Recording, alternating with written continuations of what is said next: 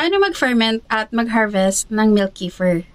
So, mga mi at bi, for today's video, yan ang topic natin. Ang kefir pala mga mi ay isang fermented milk drink katulad ng yogurt that is made from kefir grains, pero more probiotics and good bacteria siya. Ang kefir din mga mi ay may potent antibacterial properties. Yung probiotics ay nagpiprevent ng growth ng various harmful bacteria tulad ng H. pylori, E. coli, or salmonella. Kaya maganda to sa may mga stomach and intestinal condition.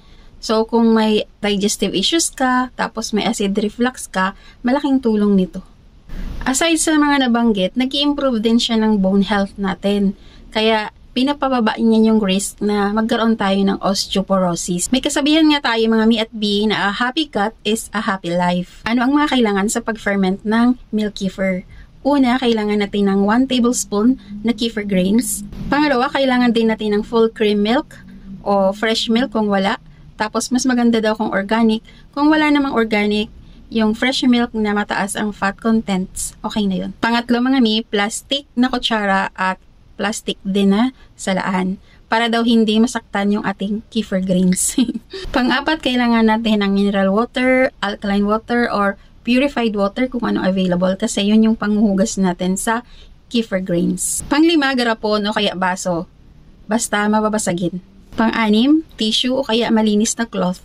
Papangtakip natin doon sa garapon. Tapos pang-anim, goma o kaya pang-tali. Proceed na tayo sa fermentation process. Una, hugasan muna natin syempre yung milk kefir grains. Gamit yung alkaline, purified o kaya mineral water. Tapos, ilalagay na natin yung milk kefir grains doon sa garapon. Tapos, ilalagay na rin natin yung fresh milk or organic full cream milk na 1 cup. Pagkatapos nun, tatakpan lang natin siya ng tissue o kaya malinis na cloth. Tapos, lagyan na natin siya ng goma o kaya tali. Then, i-ferment na natin siya ng 24 hours. So, ilalagay lang natin siya sa madilim at malinis na lugar. After 24 hours, harvesting time na. So, ang gagawin lang naman natin pag-harvest, kukuha lang tayo ng salaan, tapos sasalain natin, kukunin natin yung, yung juice, yung nilagay nating full cream milk or fresh milk. Tapos, ayun na yung milk kefir. So, magtatagal yung milk kefir na yon ng 1 week sa ref. Tapos, kailangan daw natin uminom, sabi ni Doc, ng 500 ml a day. Pwede rin natin siyang ihalo sa ating mga smoothie, sa ating mga salad, masarap siya. Ulitin nyo nilang yung process mga mi kung gusto nyong mag-ferment ulit. Tapos, yung pala na yan mi, yung kefir grains ay dumadami. So, pwede rin kayong mag-share sa iba pag marami na siya. Ayun lang mga mi for today's video. Comment nyo na lang sa baba kung anong gusto nyong gawan ko ng content.